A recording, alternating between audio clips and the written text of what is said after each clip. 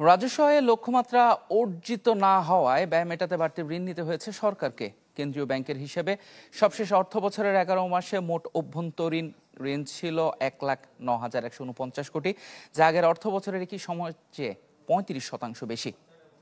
কেন্দ্রীয় ব্যাংকের প্রকাশিত প্রতিবেদন অনুযায়ী এর আগে 2023-24 অর্থ বছরের 11 মাসে সরকার ধার করেছিল 80,531 কোটি টাকা।